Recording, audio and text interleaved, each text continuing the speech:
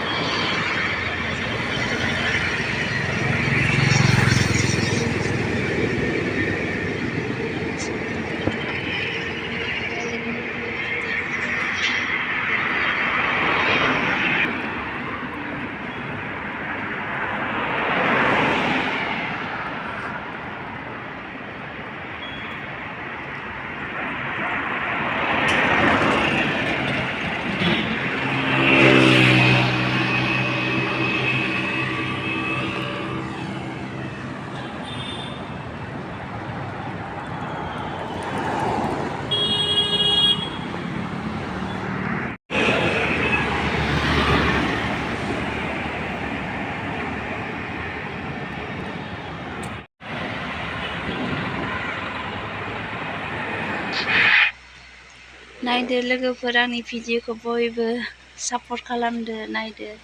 दा फैबाय थानाय भिडिअ नुबाय थानाया दिसपुरमोन आरोना। दिसपुर थानानिफ्राय आं दा थांबाय थागासिनो गणेशगुरि। दिसपुर थानानि लामाजोंनो थांबाय थागासिनो आरोना आङो। जोबोद गिदिर आरोना दिसपुर थानाया लोगोफोर। मर्निं समाव एक्सारसाइज बायदि आं थाबायनानै थांगासिनो दा गणेशगुरि लोगोफोर। नायलांबाय थादो भिडिअखौ आंनि लोगोफोर आंनि भिडिअखौ बोरै नुदों बयबो कमेन्ट्स खालामदो लोगोफोर। कमेन्ट्सआव खोन्थाहरदो। नायलांबाय थादो भिडिअखौ। गुवाहाटि दिसपुर गणेशगुरि ना लोगोफोर बे भिडिअ आंनिया।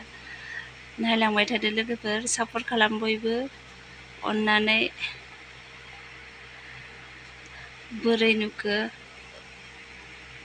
दा गणेशगुरि मोनहैसिगोन ना लोगोफोर आङो।